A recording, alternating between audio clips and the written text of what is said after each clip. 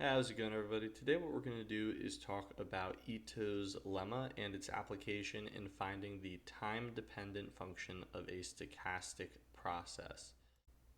So first, let's consider a portfolio. I'm going to use H to denote the value of the portfolio at time t.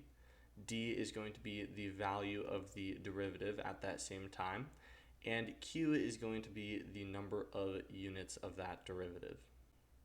All that being said, we can define the value of the portfolio as the number of units of the derivative multiplied by the value of the derivative for any given time t. Now, what if we wanted to know how this portfolio changed? More specifically, what if we wanted to know what an incremental change in this portfolio value looked like? Well, we can look at the portfolio differential. We would just simply take the derivative of both sides of this equation and we'd end up with the differential of our portfolio. Now Q is a constant, it's the number of shares of the derivative, but D, that is a little more complicated. D is a function of both time and a stochastic process, mainly the underlying asset that the derivative is priced after, which we assume will follow a diffusion process or geometric Brownian motion. Formally, D is a time-dependent function of a stochastic process, that geometric Brownian motion I just mentioned, such that D is a function of both time and that stochastic process, yielding the value of our derivative. In order to find the differential for that function, we are going to use Ito's lemma. Using a combination of rules from stochastic calculus and a first-order Taylor series expansion, we can find the derivative of that function. So let's take a look at our portfolio again. We have H, which is the value of our portfolio, and DH represents a change in value to our portfolio as time progresses. So we can just extrapolate that over to D, where DD represents a change in value of our derivative.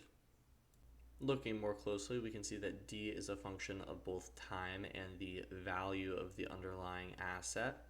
So we can use Ito's lemma and the first order Taylor series expansion to find the differential of that function. So we can simply write it as the following. Now, I know this can look relatively intimidating, but fortunately we have some rules from stochastic calculus that are going to help us out in simplifying this.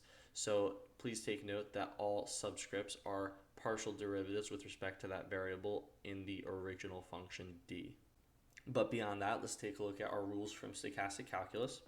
So moving on, we can see, without sort of diving into the murky depths of stochastic calculus and actually deriving all of these rules, we can just say that dt squared is equal to dt times dw, where w is Brownian motion, and that quantity, or those two quantities, are equal to 0.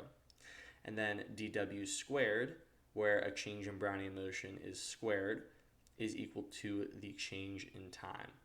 And note that the change in the underlying asset price S ds is given by geometric Brownian motion there below. So let's use these rules from stochastic calculus to help simplify our first order Taylor series expansion. Taking a look at our middle two terms here, we can see that both the cross partial and the second order partial derivative with respect to time turn into 0, as dt squared is 0 and dt multiplied by ds yields 0. So those two terms simply drop out. And then we're just left with this ds squared term.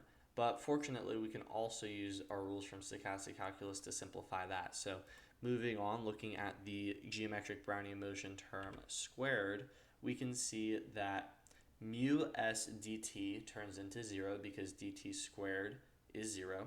And then when you actually get to the second term, you'll notice that you end up with dt multiplied by dw, and again, that just yields 0. So the only term that sticks around is that last term, where you end up having a sigma squared, an s squared, and a change in Brownian motion squared, which is just dt.